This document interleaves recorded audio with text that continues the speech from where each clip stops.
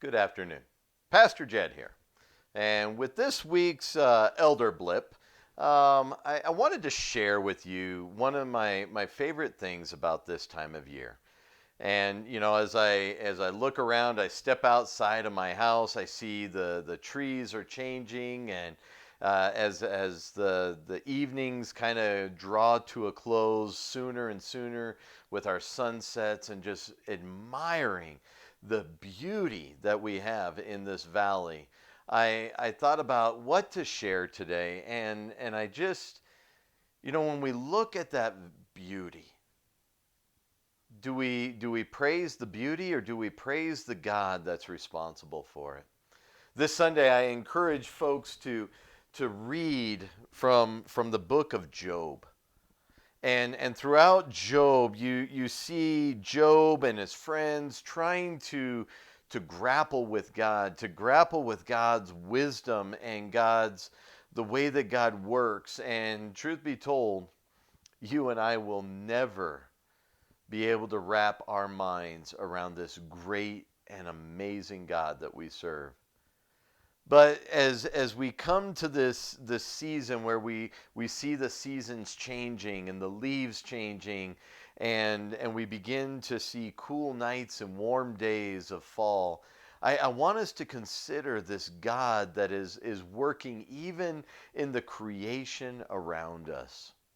And as Job is being recorded for us in chapter 38, we see God begin to question just our full understanding of who he is. In Job 38, listen to what God says. He goes, "Where were you when I laid the foundations of the earth? Tell me, if you know so much. Who determined its dimensions and stretched out the surveying line? What supports its foundations, and who laid its cornerstone? As the morning stars sang together and all the angels shouted for joy, who kept the sea inside its boundaries as it burst forth from the womb, and as I clothed it with clouds and I wrapped it in thick darkness? For I locked it in behind barreled gates, limiting its shores. I said, this far and no further will you come. Here your proud waves must stop." Have you ever heard God describe the oceans? Listen, he goes on to describe his creation. He says, "Have you ever commanded the morning to appear and caused the dawn to rise in the east? Have you made daylight spread to the ends of the earth to bring an end to the night's wickedness? As the light approaches, the earth takes shape like clay pressed beneath a seal. It is robed in brilliant colors." What a beautiful way for God to describe that. "The light disturbs the wicked and stops the arm that is raised in violence. Have you explored the springs from which the sea comes? Have you explored their depths? Do you know where the gates of death are located? Have you seen the gates of utter gloom? Do you realize the extent of the earth? Tell me about it if you know. Where does light come from, and where does darkness go? Can you take each to its home? Do you know how to get there? But of course, you know all this, for you were born before it was all created, and you are so very experienced. Have you visited the storehouse of snow or seen the storehouse of hail?"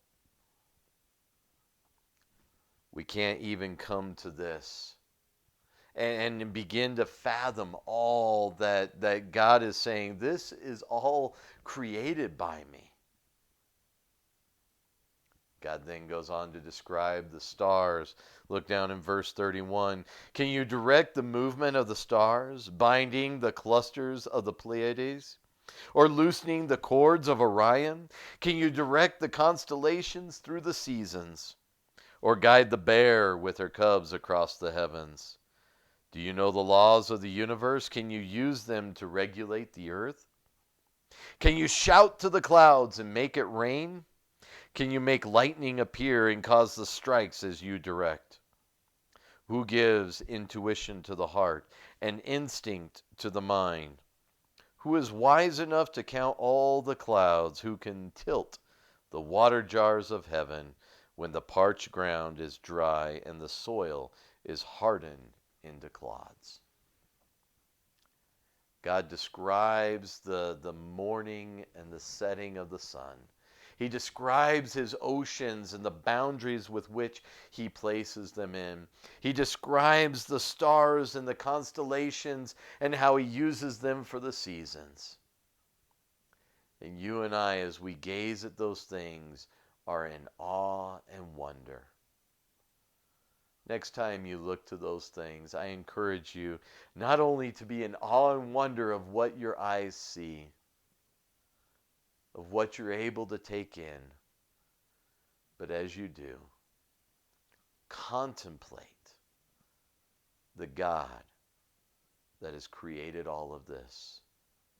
And consider that God desires a relationship with you and with me. What a wonderful blessing we have. What an amazing God we have. That's the thought I wanted to share with you today. May you have a blessed evening and a wonderful week. Take care.